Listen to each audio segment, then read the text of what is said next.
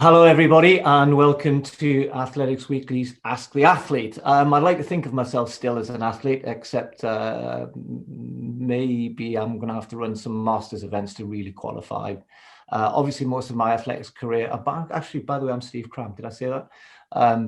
Was many, many years ago, 800, 1500, and occasional dalliance into longer events, Olympic silver medalist, world champion, and world records, thankfully, in my events, which seems such a long time ago now. But to be slightly more relevant, I'm still the British mile record holder. Mo hasn't quite got hold of that one yet, but we'll talk about that in a little while, because a bunch of the guys running at the minute certainly got a very good chance of pushing me completely into history books. For some of you, though, I guess you'll know me more as BBC's athletics commentator for the last 20 years or so. And you've been sending in your questions, which is great. And I'll try and get us through as many as I possibly can. And thank you for doing this, by the way, because it's given me an afternoon of really concentrating on athletics a little bit. It's good that we've got a fair bit back again at the minute. Indoor season is in full swing, so I hope you're enjoying some of that. And hopefully European indoors coming up soon as well. We can look forward to some British medals in that one. Right, so the first question is actually about commentating, asking me about my favorite all-time moments as a commentator. There are lots, actually, and I did mention I've been commentating for well over 20 years now, 3-4 years with Eurosport and Channel 4 before I joined the BBC, and I've actually forgotten an awful lot of stuff that I've commentated on. I think if I had to pick out a few, I would say there was people might not remember this, but European Championships. One I used to really enjoy commentating with Brendan Foster. I've done a lot of commentaries with him, and I think one of the first major ones I'd done, because David Coleman had retired after Sydney, and although I was part of the BBC team then in 2002, Paula Radcliffe ran an incredible race in the European 10,000 meter championships in the pouring rain in Munich. And it was just outside 30 minutes. And I just remember how excited Bren got watching that, and both of us. And that was just it's always good when you get a distance event, and I'm going to come on to that in a second, because I somewhere I get asked to pick my all-time favorite. But a distance event where you get time to get into, particularly 10,000 or a marathon. And certainly that one was a memory. Kelly Holmes, 2004, dramatic, crossing the line, just winning in the 800, went on to win the 1500 as well. But such a tight finish. Tight finishes for commentators are brilliant. Love them. Been a few of them over the years. And then I think Bolt is the one that I probably enjoyed commentating on most, because you just never knew what you're going to get with him. You kind of knew he was going to win, but he ran so many brilliant times and world records and things, and was never more than entertaining. My favorite one with him probably, though, was 200 meters in London. I don't really know why, because I'd already commentated on him many times. And then I'll come on to my best all-time favorite was Mo, 10,000 meters in London, for the same reasons I mentioned about Paula's race in 2002. And of course we had a marathon in 2003, but that night in London, Super Saturday, so Mo's 10,000 came off the back of what was already happening that night. The atmosphere was just incredible. So it's not just the race that you're commentating on, it's in the stadium, what's going on, the atmosphere, how important it is to the British viewers and to us as well. So I'd say that probably just comes out on top. Mo went on to do other great things, obviously, and the last few years have been lots of other highlights. But I still think 2012 and that 10,000 meters on the Saturday night was number one. Next question. It's quite funny. This Steve Cram, Steve Ovett, and Seb Coe dominated middle distance running. Yes, we did. Thank you. Can anyone beat the East African nations now? Yes, of course they can. I mean, I'm doing this just off the back of a couple of incredible runs indoors, a new world record in the women's 1500 indoors, and nearly new world record in the men's 3000. We've had some big performances already from the Ethiopian runners this winter. I'm sure more to come. We had some, of course, from the likes of Cheptegei and Gidai last summer. We're in the middle of an incredibly progressive stage of distance running, 800 up to sort of 10,000, and on the roads as well. Some of that to do with shoes. I'm surprised I haven't got a question in here about shoes, but so I'll maybe just skip by that one. The question is, can you beat East African nations? Of course you can. We've got plenty of great athletes around who go in there knowing that it's going to be tough, and you have to be good, and you have to train hard and work hard, and you know the times that you're going to have to run. If it's if you've got to run sub 3:30 for 1,500 meters, the likes of Jake Whiteman doing it for us, and the Ingebrigtsens, and on the women's side, obviously Laura Muir has been flying the flag for a while, but others in there, and Klosterhalfen and others. And even at 5,000, Paula was a bit of a trailblazer before that, and she didn't worry about racing Kenyans and Ethiopians. I coached Laura Waitman, and we've been really trying. She's still learning the 5,000, but you haven't got to be afraid of who your competitors are in the sense of what they've done. You have to then use that as the leverage to try and get yourself up to that. It's not easy. No one's saying it is, but you cannot start with the baseline of we can't beat them. You have to, and particularly when you're training for championships. Championships are not diamond leagues. They're not one-off hard races, time trials. You can prepare really well to get yourself ready to go to championships and you contend with rounds, heats, etc. And when you get to the final in the 1,500 and the 800, maybe less so in the 5 and the 10, but particularly the 8 and 15, there's almost everybody's in the finals got an opportunity. We've seen that so many times in recent years. So you really have to think about how good you are, not how good the others are, how good you need to be. If I could run any of my races again, which would it be and why? It'd be nice to replay a couple of the ones which I did very well in, because sometimes you can't quite remember it, and after, thankfully, you get a chance to look back on stuff. If the question means which races would I run because I didn't do them very well, one stands out incredibly easily in that sense, which is the 1,500 final in the 1988 Olympics. I wasn't well prepared for it. I got injured just before the Olympics and had a chunk of time off. I pulled the calf again, and that wasn't ideal preparation. I ran a heat of the 800. Thankfully, I had been selected for both, and I ran a heat of the 800 to try and get a bit of race fitness back, having had 5-6 weeks, I think about 5 weeks off leading into the games, and hadn't really been able to train. But nonetheless, I still thought I was capable of winning. I was hoping to, and certainly get a medal. Heats and semis weren't too bad, and I felt better as it went on. And I don't know, I think in the final, I'd had a whole career of doing right things in the right time, and I just was very hesitant. Not just me, Peter Elliott was with me. Peter did win a medal ahead of me. But we got beat by Peter Rono, and no disrespect to Peter Rono, but I think that was the only major race Peter won in his whole career, and what a one to win. That was brilliant. But also, neither Peter Elliott nor myself would ever really have thought, even in a tactical race, that we would get beat by the likes of Peter Rono. What I mean by that is, if you've got somebody who you've beaten consistently, you don't want to suddenly turn up the Olympic Games and have the tables overturned. He ran a very smart race. I certainly ran a stupid race, got myself in a right mess at the bell, which is not the time in a slow. It wasn't super slow, it was picking up the pace, but I just was in a bad position. It wasn't normal. I hadn't been concentrating, and I think lack of fitness didn't help because your confidence isn't as high. It took me too long to get out, and I was chasing, as we all were in the last 200, and I finished fourth. It's still, to this day, is not a race I can really look back on. I sort of have to bury it, which is what a lot of top people do. You know what you did wrong. You can't dwell on it. You have to kind of learn from that, but not over analyze it. If it was very simple and straightforward what I did wrong. So if I'd had the chance to do it again, don't have a bad tactical race in the Olympic final. Particularly for me, as it turned out to be my last one, because I was injured come 92, so it was a bit of a shame. But right, next one. We're going back to commentary here. What's your favourite piece of your own commentary? Oh, that's hard, isn't it? It's like asking an artist what his favourite painting is.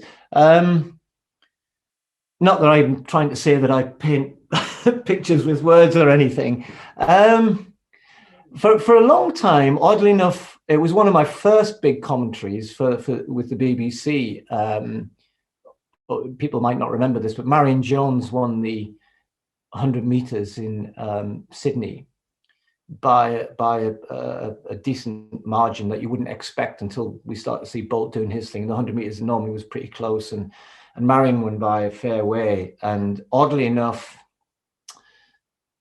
and it's only because this now looked, a year later, it looked like a really insightful piece of commentary, because I think I said, wow, you're not supposed to win by that much. And it's an odd line to say, at an Olympic Games, I think, but it was because it was at the Olympic Games, and normally you don't win by that much at the Olympics. But of course, everyone afterwards inferred it once we found out she'd been involved in with her partner, the whole drug setup that people might remember around that, and went on for 2-3 years, and then that result was rescinded, and everyone said, "Oh, Crammy knew what he was talking about." It was an inference. It actually wasn't, but it stuck with me for quite a long time as a piece of commentary, which seemed to be. It wasn't meant to be, but it told a slightly wider story, if you like.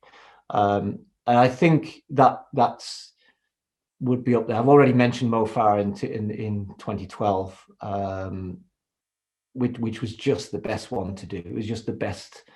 I sort of knew Bren wasn't going to be doing any more Olympics. I wasn't proposing to. We were working together. Everyone was on their feet. The noise was incredible. There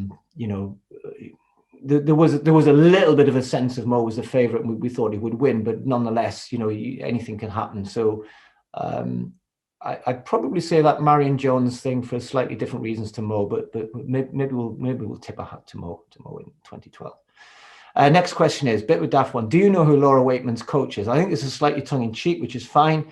It is quite difficult for Laura and me. I'm commentating on one of Britain's top athletes, and she races regularly and on the circuit and all the rest of it. And it's a natural thing to if I've got that insight as a coach, that it's quite hard to kind of step back and commentate when she's in a race and be watching the race and not just Laura's performance and mentioning it. And inevitably, my colleagues at the Beeb tend to mention it probably way too much. So if it gets on people's nerves, I apologize. That's the way it is. Sorry. And I think for both Laura and I over the years, we've had to try and sort of work with that. It's people sometimes ask me, do you like commentating on Laura's races? The answer is yes, because when I'm not commentating a race she's in, I'm watching it purely as a coach, and I get a bit more stressed about it, perhaps. Whereas when you're commentating and she's, if she's in contention, that's one thing. But if she's a little bit further back, there's Kenyans, Ethiopians pushing on at the front. But I'm watching her performance as well a little bit. You can't really do that. You've got to concentrate on the race. So sometimes I have to watch it back again afterwards. So it takes away a little bit of the stress that most coaches go through. But we hopefully try and manage that reasonably well. As I said, apologize if people find that a bit irksome. What do you make of the new crop of British distance runners? I'm not quite sure what you mean by new crop. I think we've always had good distance runners. I think we've had a few periods where we've, depending on the strengths in different events, you can look at in the women's events, obviously Paula and Kelly, and two are all-time greats, and they were followed by people like Lisa Zabriskie and Hannah England and Jenny Meadows indoors in particular. And we've had we've never sort of gone away. And obviously people like Joe Pavey have been around and that, but I think since about 2012, on the women's side, Laura Wakeman in 1500 and in the other events, the people like Gemma Ricci coming in, and others who've, what we've managed to do in some respects is to get a good, strong cohort where the really good ones are helping other ones, but they're being pushed as well by others coming through. So it's been competitive to get in the British teams. So if it's hard to get in the British 1500 meter team, men or women, it lifts the level. And for a little while on the men's side, it wasn't as difficult to get in the team. Women's 800, women's 1500, tough to get in the team. Standards up there. People running, 4 or 5 women running under 2 minutes, 3 or 4 women running close to 4 minutes or under 1500 meters. The men it took a little longer. And I think while we've had, Andy Whiteman or Michael East, or go back to John Mayock or whatever, following on from the 80s, if you like, we've had individuals and things, but we've struggled sometimes to get a group of athletes together. So the great thing now is we do seem to have a bunch of guys who've grown up with each other a little bit. Charlie and Jake, and I guess even Elliot Giles. Obviously, Josh Kerr's been over in America. You've got, and they've been driving. Mo's helped an awful lot. So people like Andy Butchart, Mark Scott now. So the level is as happened in the 80s. You get people setting a much higher standard and a higher bar that everyone wants to try and aspire to, and they push each other on. And also, I think we've been able to, not everywhere, not in it would be too long a question to answer, but we've got a bit better at sharing information. We still could do an awful lot more and work together a lot more. But there's I guess more knowledge around that's been shared, if you like, and that's been a help as well.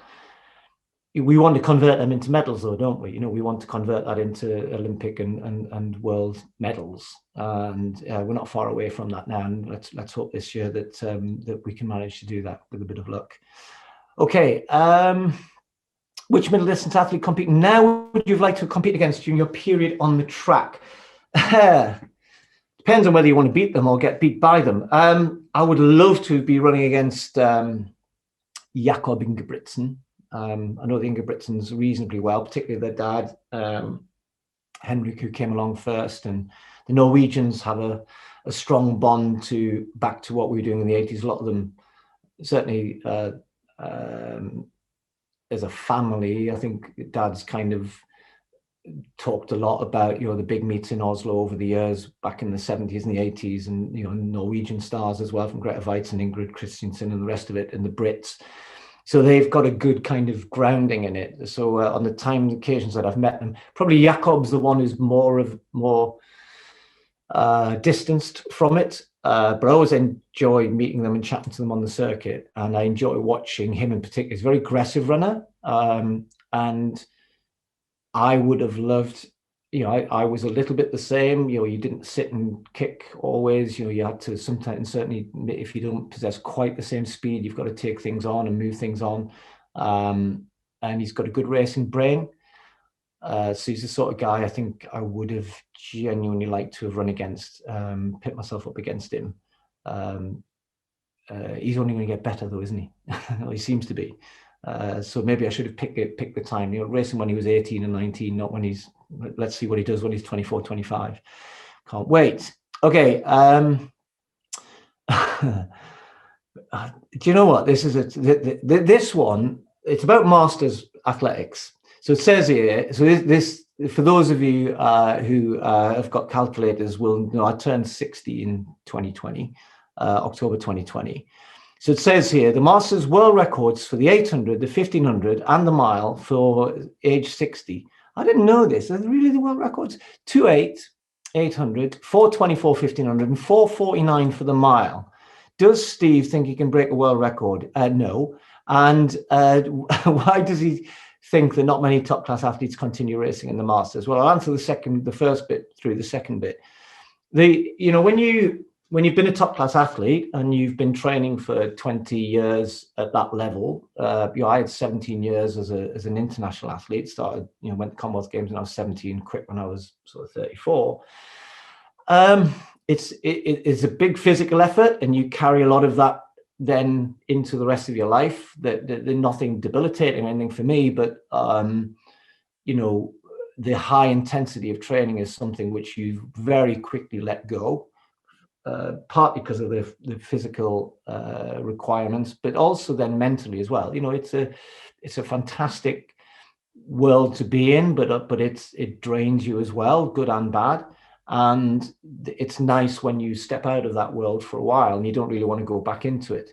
And I always did think that, you know, when I was in the athletic club, when I was 12, 13, 14, and then you start doing things and you compete in a higher level. And as I said, go to Commonwealth Games when you're 17, you think, yeah, I'll do this. And even when I'm not an international anymore, I'll still be going to Harrier Leagues, cross country, and I'll run some road races and this and that and the other, and run on the track. And it just doesn't happen, particularly the track bit. And mainly because I don't have any desire to. I mean, you're only getting slower, and you know that's quite unmotivating, demotivating. It's the right description of that. So you have to kind of find your way to. It took me a long time to work out what I wanted to do with running, or you know where it sat in my life apart from work, commentating, and the rest of it. It was. I ran a couple of marathons early on because I hadn't done them in my career for fun, charity, whatever. I quite like that, just go further. I actually ran Comrades Marathon, which was 55 miles, and I quite like the idea of I don't have to time this. I've got nothing to compare it to in my career, so that was okay. And then, of course, you just can't keep doing that, and I didn't have the time. And you know, because as soon as you've done 2 or 3 of them, you then start thinking, oh. Well, I'm not going to run faster for the marathon anymore. I think I ran 2:36 in the London Marathon in 9:99, running for Macmillan, and you know that was off 25 miles a week. Great, but it actually wasn't. It was off 20 years of running. But you understand what I'm saying? I would have had to then do 30 miles a week, or 50 miles a week, or 60 miles a week if I wanted to get any quicker as I turned 50, and that wasn't going to happen. I have been running a fair bit more in the last year or so, partly because of lockdown. I've been a little bit better looking after myself as well in terms of just my legs, allowing them to.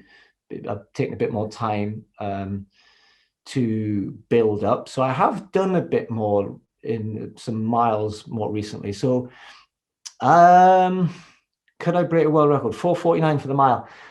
I think last year I jokingly bet Ross Murray. Those of you who listen to podcasts might remember Ross or listen to Ross, and he did bet me that I couldn't run a 5:40 mile. I think I ran 5:41 with Laura's help. I think with a bit of track work, I could probably knock 20, 30 seconds off that. With a bit of preparation, a bit of track work. It would take months. I'm not sure I really want to do it. So world record, no. And yes, I will run some 10Ks and half marathons and the rest of it, but I won't be putting myself in the masters category to be counted for any records or prizes because I'm nowhere near. Do you train athletes who do the same distance but have different strengths and weaknesses the same? I do. I don't have a big training group, partly because I don't really have the time. I'm a firm believer that if you're going to coach somebody, you've got to be able to give time and energy to them. And I have a limited amount, and therefore I've been quite choosy. I don't mean that in a bad way. It's just that I would love to coach more. I'd love to be probably even doing it almost all the time because it's so much fun and I really enjoy it. As most coaches will know, though, it doesn't pay. So, and that's not why you do it. You do it because you love doing it. And I do love doing it, but I've got lots of other things I'm still doing as well. So until I have more time, I can't do too much more. So I've always had just 2 or 3 people. And yes, all athletes have different strengths and weaknesses. And particularly in distance running, middle distance running, you have to work with what that athlete brings to it. What their attributes are, what their background is, how what they've done before you start coaching them, where they want to go, what they want to do. I'm a big believer. Athletes have got to like what they're doing. It's hard work and can be stressy at times. But if you're not enjoying running 5,000 meters, then don't run 5,000 meters. Yes, people always gravitate to the events that they think they're good at, but you also have to like it as well. You have to like your event. So you've got to find out what the best event for people or the best range of events. and then try and work out with them. That takes a little bit of time. You get to know an athlete, you get to know what they're good at, what they're not so good at, where the weaknesses are, work on them. But you have to do that in balance with not ignoring the things that they're actually good at as well. So, coach, I enjoy coaching because there is that aspect of it is the best bit, really. It's trying to work out a plan, and I think the good coaches, that's what they do. They really get to know their athlete physically and mentally, and work with that athlete, and that relationship changes over a period of time, or it should change over a period of time, if it's to be fruitful on an ongoing basis. I always think it's much easier to coach a young athlete because they are very coachable at that point. It gets increasingly difficult to coach very mature athletes who have been, have done it, know themselves quite well as well. So that's how you have to be able to allow a coach-athlete relationship to mature and change, and the emphasis will change a lot, and that's the fun of it. That's what makes it fun. Well, I'm doing on time. I'm just conscious of time as well. But the next one's about a youngster asking me one, which is about working on kicking 800 meters. It comes back to the coaching thing. Best tactic for a final push. The stronger you are, the more you can use your speed. If you've got speed, you've got to kick, great, but you can't use your speed if you can't keep up. So 1500 meters, don't forget, it's an endurance event. So be as strong as you can, endurance, and then you can use your kick. It's a simple answer. Should 800, 1500 meter athletes do short speed sessions from a standing start or rolling start? For me, rolling start. The only time you do a standing start in an 800 and 1500 meters is at the start of the race, and that's the slowest bit of the race. For me, when you're training and you're working hard, a rolling start just stops the push off the line. You do that 10, 15, 20 times in a rep session. You don't need to practice that. Sprinters need to practice starts. 1500 meter runners don't. A big thing, avoiding injury. And for me, a gentle rolling start just allows you, coach can start, watch. So it's a tenth of a second quicker. It doesn't really matter. You know what your reps are. But from an injury prevention point of view, for me, rolling start always. Median rate and increase of training volume for young middle distance runners by age. Wow. You probably need an algorithm for that. There'll be one out there to work it out. I think the short answer is everybody's different. So I can't really say, because one 15-year-old will have done an awful lot more than another 15-year-old. All I would say is you have to build volume as well as you build intensity. The two things aren't mutually exclusive. Everyone tends to think just about building volume. I prefer to do those two things together. And the best way to do it is not in a kind of linear progression. You'll tend to load a bit more, consolidate at that level, then you can load a bit more, you consolidate at that and you load a bit more. And that's really going to depend on the individual and what they can cope with and what they've done before. It's not a numbers game. You have to really try to work with the athlete, listen to them, and see what you're getting back in terms of performance as well, and be patient. It takes 10 years to really build an endurance background, or can take that sort of time if you start from absolute scratch. What advice would you give to people to help them become a world-class athlete like yourself? Start with some good genes. That helps. No, look, there are so many people who think that this is all about talent and ability, and of course that helps. But there's an awful lot of people who have talent and ability and don't do anything with it, and others who have maybe not so much. You can't really, it's not easy to measure that stuff. I mean, we know a little bit more these days, but there's so many folks out there who never find out how good they can be. So it really is about that consistent approach to something. I've just said it takes 10 years of running, to get to a place from the age of 13, 14 to 23, 24. And you might not still get to your best until you're 25, 26, 27. You're constantly loading one thing on top of another. And just most people aren't in it for the long journey. Most people want, and along that journey, you're going to get lots of knockbacks. You're going to get lots of times when things aren't going well.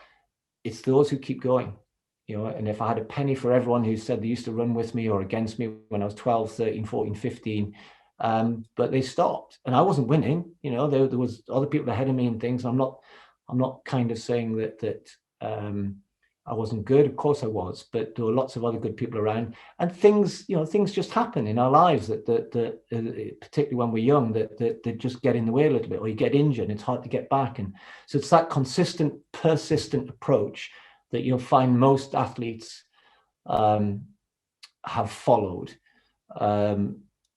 And I know you've probably heard this 1,000 times, but sadly, that is the truth of it. There are some absolute super talented people out there, Usain Bolt and others who, but he trained, he still trained, and he still had to go through the various steps that he went through from his junior career. And he was this incredible junior, but that's everybody. There are no shortcuts. That's the basic thing. Stick at it. If nothing else, you're going to be much better than you were, even if you don't become a world-class athlete. And lastly on this, do you have plans to widen your coaching group to include more athletes? I think I answered that earlier on, didn't I? Not really, not necessarily. I've started coaching one of our top young athletes now, gone back to, obviously Laura's very well established. There's 30 now, been working with Tom Lancashire for a while. I've advised one or two others over the years, but in terms of direct coaching, I think I'm probably only ever going to be able at this time to work with 2 or 3. What I do though enjoy is kind of that wider approach. You're probably aware, I hope you're aware, we've got, we try, I like taking that kind of elite approach down and talking to other people about it.